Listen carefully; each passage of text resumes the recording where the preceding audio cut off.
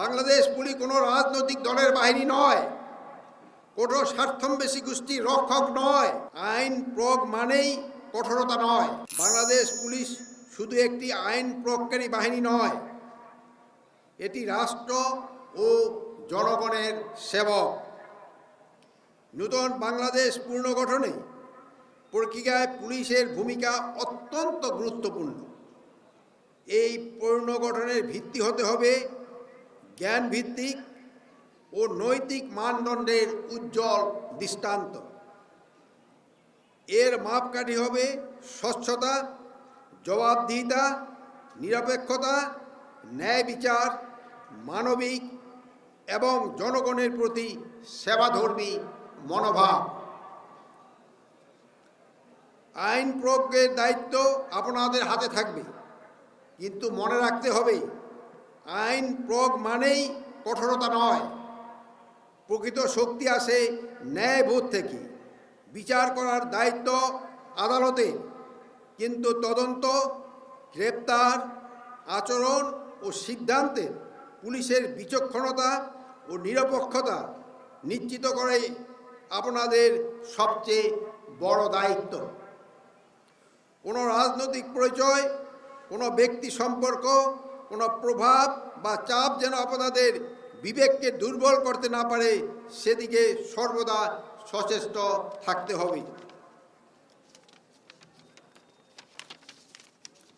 বাংলাদেশের মানুষ আজ এমন একটি পুলিশ বাহিনীর প্রত্যাশা করে যারা ভয় সৃষ্টি করে না, বরং নিরাপত্তা ও আস্থার অনুভূতি দেয়, যারা মানুষের কথা মনোযোগ দিয়ে শোনে, মানুষের কষ্ট বুঝে এবং সম্মান ও ভদ্রতার সঙ্গে আচরণ করে।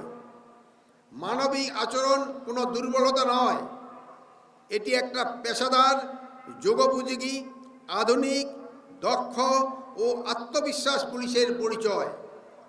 জনগণের আস্থা অর্জনেই পুলিশের সবচেয়ে বড় শক্তি।